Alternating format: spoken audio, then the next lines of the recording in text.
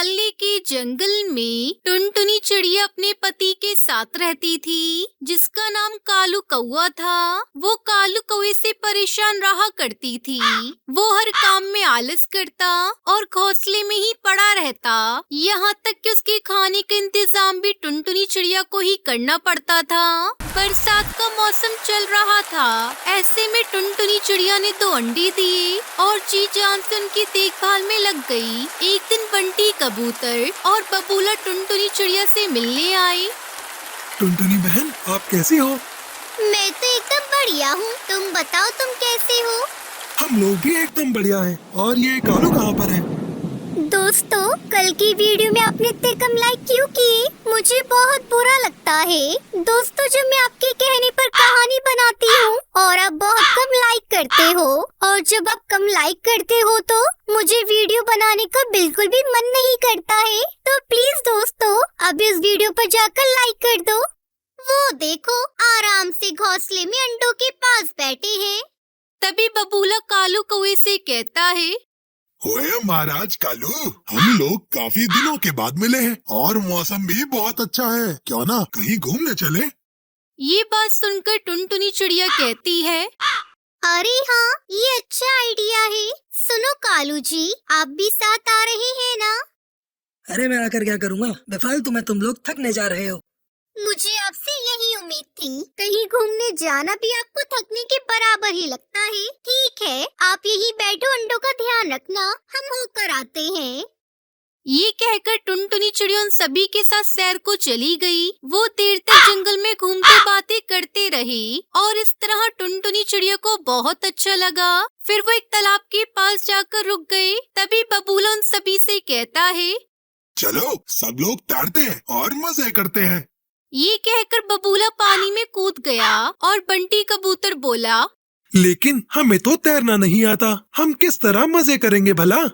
ये सुनकर बबूला हंसने लगा और खूब मजे से तालाब में तैरने लगा।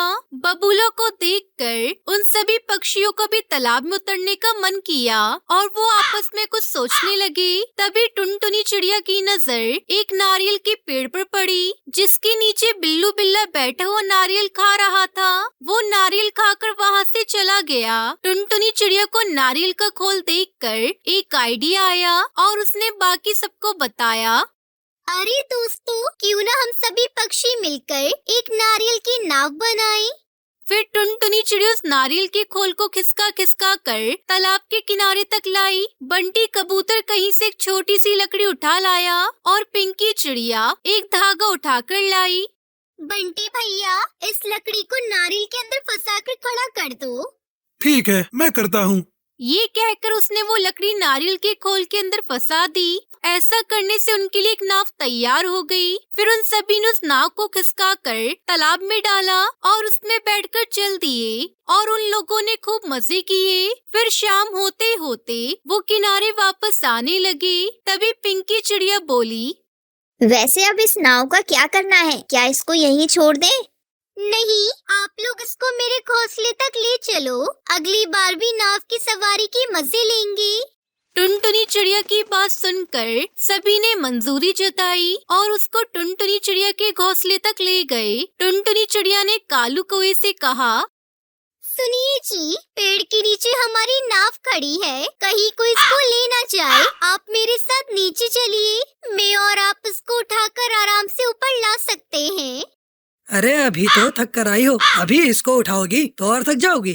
कालू कौए ने आलस दिखाते हुए ये बात कही। फिर टुनटुनी चिड़िया ने उससे कहा, थक कर मैं आई हूँ, लेकिन आलस आपको क्यों आ रहा है?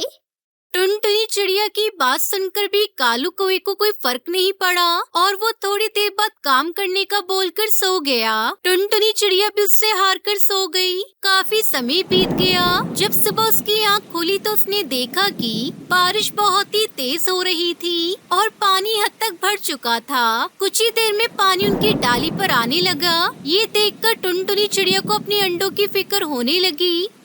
अरे उठो कालू जी, जल्दी उठिए, अभी तो घोड़े बेचकर सो रहे हैं। देखिए जरा यहाँ क्या हाल हो चुका है। टुनटुनी चिड़िया की एक दो आवाजों के बाद कालू कौवा बड़ी मुश्किल से उठा और सामने का नजारा देखकर हैरान रह गया। अरे ये क्या, इतनी तेज बारिश और ये पानी से भर गया। ये सोचिए कि अब हम अपने अंडों को कैसे बचाएंगे। मुझे कुछ भी समझ में नहीं आ रहा। अगर आप उस समय मेरी बात मानकर उस नाव को ऊपर ले आते तो हमारे अंडे बचाए जा सकते थे, लेकिन वो नाव अब पता नहीं कहाँ होगी और ये घोंसला भी पानी की चपेट में आकर डूब ही जाएगा। ये सुनकर कालू कौवे को अपनी गलती का एहसास हो चुका था, लेकिन अब पछताने से कोई फायदा नहीं था। ठीक कह रही हो, आज मेरी आलस की वजह से हमारे अंडे खतरे में हैं, लेकिन मैं इन्हें कुछ नहीं होने दूंगा। मैं अभी किसी को मदद के लिए बुला कर लाता हूँ। ये कहकर कालू हवा में उड़ गया। टुनटुनी चिड़िया को बहुत फिक्र होने लगी थी, लेकिन वो अपने अंडों को छोड़कर नहीं जा सकती थी। कालू को वो काफी देर तक उड़ता रहा और वो जहाँ भी जाता उसको घोंसले खाली ही नजर आते, क्योंकि सभी पक्षी खुद की जान बचाने के लिए जंगल छोड़कर जा चुके थे। उसको कई घोंसले पानी में डूबते हुए भी नजर आए, जिनको देखकर वो डर गया। अब तो मैं कुछ भी नहीं कर सकता। हमें हमारे अंडों को अपनी आंखों के सामने डूबते हुए देखना पड़ेगा। ये कहते उसकी आंखों में आंसू आ गए और वो वापस अपने घोंसले की तरफ चल दिया। वही टुनटुनी चिड़िया बहुत ही परेशान थी। पानी काफी ऊपर आ चुका था और उसकी डाल को छूने लगा था। कुछ ही मिनटों में वो घोंसले के ऊपर तक आने वाला था। हे भगवान, मैं अपने अंडों को कैसे बचाऊं? लगता है उनको कोई मदद के लिए भी नहीं मिलने वाला। पूरा जंगल खाली हो चुका है। कुछ ही पलों में पानी अंडों तक पहुंचने वाला था। तभी उसने देखा कि सामने से कालू कौवा अपनी चोंच में नारियल की नाव दबाए उड़ता आ रहा है। वो डाल पर आकर रुक गया और उसने नाव डाली पर रखी। जल्दी से अंडों को उठाने में मदद करो। दोनों ने एक एक करके उन अंडों को नाव में रखा और फिर खुद भी उसमें बैठ गए। तभी पानी डाली के ऊपर आया और नाव पानी के ऊपर तैरने लगी। पानी के भाव के साथ उनकी नाव चलने लगी। टुनटुनी चिड़िया अपने अंडों को सुरक्षित देखकर बहुत खुश थी। कालू कौवे ने टुनटुनी चिड़िया को नाव मिलने की सारी बात बताई। इसी तरह दोनों बातें करते रहे और जब बारिश रुकी तो नाव एक पहाड़ी पर जाकर रुक गई। अगले ही दिन अंडों में से बच्चे बाहर निकले, जिनको देखकर दोनों बहुत खुश हुए। इस तरह कालू कौवे ने अपनी मेहनत से बच्चों को बचा लिया। फिर सभी खुशी खुशी रहने लगते हैं। टुनटुनी चिड़िया अपनी माँ के साथ रहती थी। उसका बाप जंगल में शिकारी का शिकार हो चुका था। माँ, आप मेरा इंतजार करना। खेत से आते समय मैं आपकी दवा जरूर लेती आऊंगी। अरे बेटी, रहने दे। मैं जानती हूँ ये दवाएं बस थोड़ी सी देर को सुकून देती हैं, वरना फिर से सारा मामला वहीं के वहीं ही होता है। माँ, कम से कम दर्द से तड़पने से तो अच्छा है कि कुछ देर को आराम मिल जाए।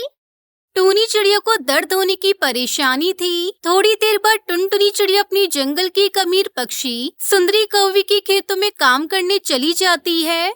अरे वाह, इस बार तो मालकिन मेरे काम से बहुत ही ज्यादा खुश हो जाएंगी। जरा इस लहराती फसल को तो देखो, कितनी अच्छी फसल हुई है इस बार। ऐसा बोलकर टुनटुनी चिड़िया खेत में पानी डालने लगी। उस खेत में बैंगन की फसल लगी हुई थी। अभी टुनटुनी चिड़िया पानी डाल ही रही थी कि तभी उसकी मालकिन वहाँ आ गई। दोस्तों, कल की वीडियो में आपने इतने कम लाइक क्यों किए? मुझे बहुत बुरा लगता है। दोस्तों, जब मैं आपके कहने पर कहानी बनाती हूँ और आप बहुत कम लाइक करते हो, और जब आप कम लाइक करते हो तो मुझे वीडियो बनाने का बिल्कुल भी मन नहीं करता है। तो प्लीज दोस्तों, अभी इस वीडियो पर जाकर लाइक कर दो। सब अच्छा तो है ना? मालकिन, आप खुद ही देख लीजिए कितनी अच्छी फसल हुई है। इस बार मैंने बहुत मेहनत की है। हाँ हाँ, बस कर। ये सब कुछ तेरी मेहनत का नहीं, हमारी अच्छी किस्म के बीजों का नतीजा है, समझी? और तूने तेरी माँ की खराब तबीयत की वजह से 3 दिन काम से छुट्टी ली थी, उसके भी पूरे पूरे पैसे काटे जाएंगे। मालकिन, ऐसा मत कहो। मुझे मेरी माँ के लिए दवा लेकर जाना है। प्लीज मेरी पगार मत काटना। सुन चिड़िया, जितना तेरा निकलेगा उतना ही मिलेगा। ऐसा बोलकर सुंदरी कौवी सभी का हिसाब करने लगी और टुनटुनी चिड़िया को थोड़े से पैसे दिए। अरे, इतने में तो सिर्फ घर का खर्च चल पाएगा या फिर माँ की दवा आएगी। मुझे क्या करना चाहिए? अभी तो मुझे मकान का किराया भी देना है। बेचारी टुनटुनी चिड़िया को ऐसे ही सोचते सोचते खेत में ही शाम हो गई और शाम को टुनटुनी चिड़िया घर पहुंची। घर पहुंचते ही वो हैरान रह गई। माँ, आप ऐसे बाहर क्यों खड़ी हुई हो? और ये आंसू?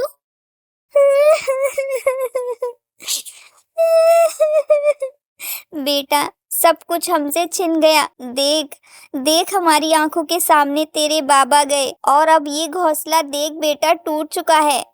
टुनटुनी चिड़िया सब कुछ समझ चुकी थी। बेचारी टुनटुनी चिड़िया बस बेबसी से उसे देख रही थी। माँ, जब तक जिंदगी है हमें कभी भी हार नहीं माननी चाहिए। क्या हुआ अगर ये घोंसला टूट गया तो? चलिए हम फिलहाल मौसी जी के यहाँ चलते हैं।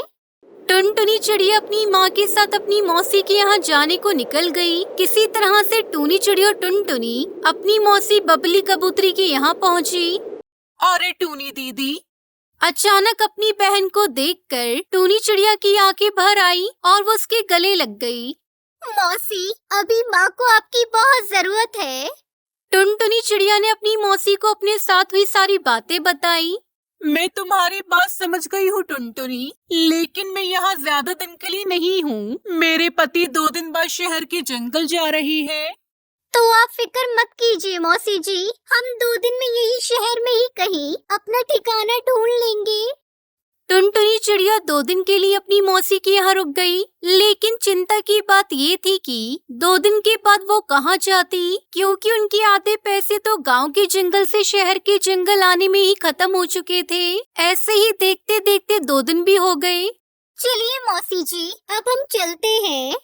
ऐसा कहकर टुनटुनी अपनी माँ के साथ शहर के जंगल आ गई और वो दोनों बस दर दर भटकने लगी। तभी उन्हें वहाँ एक छोटा सा मंदिर दिखा। वो दोनों उसी मंदिर में चली गई और प्रार्थना करने लगी। हे भगवान जी, अब आप ही हमारा सहारा हो, प्लीज हमारी कुछ मदद करो। ऐसा बोलकर टुनटुनी फिर से अपनी माँ के साथ किसी बसेरे को तलाशने लगी। वो दोनों चलते चलते जंगल की खाली खाली सी जगहों पर आ चुकी थी, जहाँ बहुत कम पेड़ पौधे थे और अब रात भी हो चुकी थी।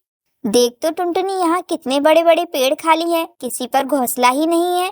हाँ चलो माँ, यही चांद के नीचे अपनी रात काटते हैं। दोनों बेबस माँ बेटी वही पेड़ पर ही बैठ गई और चांद की रोशनी को देखने लगी। अभी वो बस चांद को देख ही रही थी कि तभी टुनटुनी को ऐसा महसूस हुआ जैसे कि किसी ने उसको छुआ हो। अरे ये क्या था? टुनटुनी चिड़िया ने उठकर देखा तो वहाँ पर एक छोटी सी लाल रंग की परी जैसी पंखों वाली परी बैठी हुई थी और वो टुनटुनी से बोली, कैसी हो टुनटुनी? तुम्हें मेरा नाम कैसे मालूम है?